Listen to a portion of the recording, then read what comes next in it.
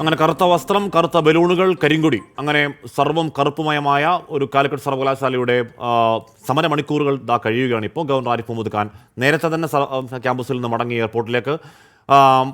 SFIയും അവരുടെ സമരം ഗവർണർക്കെതിരെ അവരുടെ രാഷ്ട്രീയ വിയോജിപ്പ് അറിയിക്കുകയും രാഷ്ട്രീയ മുദ്രാവാക്യങ്ങൾ കൃത്യമായി മുഴക്കുകയും സംഗീത് ചാൻസലർ വാപ്പസ് ജാവോ എന്നുള്ള ഒരു ലീഡ് മുദ്രാവാക്യം ഉയർത്തിക്കൊണ്ട് അവർ എണ്ണത്തിൽ കൂടുതലുള്ള SFI പ്രവർത്തകർ അവിടെ ദേശീയപാതയ്ക്ക് വരെ ആ സമരം പ്രകടനമായി എത്തുകയും എനിക്ക് തോന്നുന്നു സമരം ഇപ്പോൾ അവസാനിപ്പിക്കുകയും ചെയ്തു. ഗവർണർ തിരുവനന്തപുരത്തേക്ക് മടങ്ങുകയാണ്. 6:50 അദ്ദേഹത്തിൻ്റെ ഫ്ലൈറ്റ്.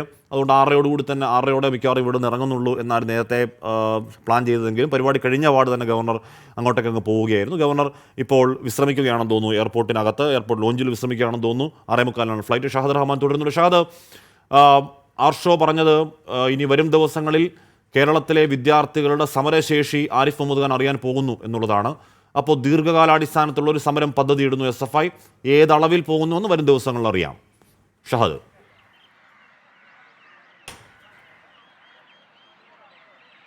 തീർച്ചയായും ഹാഷ്മി, അങ്ങനെ തന്നെയാണ്. കാരണം പ്രത്യേകിച്ച് ആർഷോ പറഞ്ഞതുപോലെ തന്നെ ഈ പ്രശ്നം എന്ന് പറയുന്നത് കാലിക്കറ്റ് സർവകലാശാലയിൽ വന്നതോ അല്ലെങ്കിൽ അതുമായി ബന്ധപ്പെട്ട ഒരു വിഷയവുമല്ല.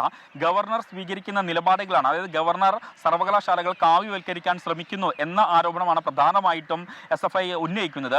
അതുകൊണ്ട് തന്നെ ഇത് ഇന്നോ നാളെയോ തീരുന്ന ഒരു സമരങ്ങളോ അല്ലെങ്കിൽ പ്രതിഷേധങ്ങളോ അല്ല, മറിച്ച് ഇത് ദീർഘകാലം നീണ്ടു നിൽക്കുന്നതാണ്. പ്രത്യേകിച്ച് ഇന്ന് അല്പസമയം മുമ്പ് ആർഷോ മാധ്യമപ്രവർത്തകരോട് സംസാരിക്കുമ്പോൾ ആർഷോ പറഞ്ഞിട്ടുള്ളത്, അതായത് ഗവർണർ എപ്പോൾ രാജ്ഭവനകത്ത് കയറുന്നു അതുവരെ പ്രതിഷേധ സമരങ്ങൾ സംഘടിപ്പിക്കും എന്നുള്ളതാണ്.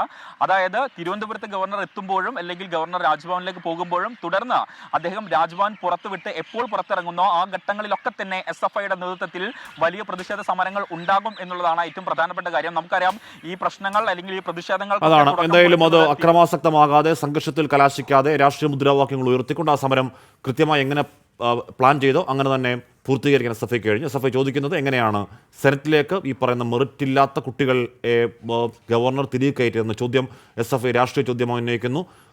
ശ്രീമാൻ ആരിഫ് മുഹമ്മദ് ഖാൻ അതിന് മറുപടി പറയുമോ എന്ന് വരും ദിവസങ്ങളിൽ അറിയേണ്ട കാര്യമാണ്. 24 അഞ്ചിന്റെ വജ്രത്തിളക്കം.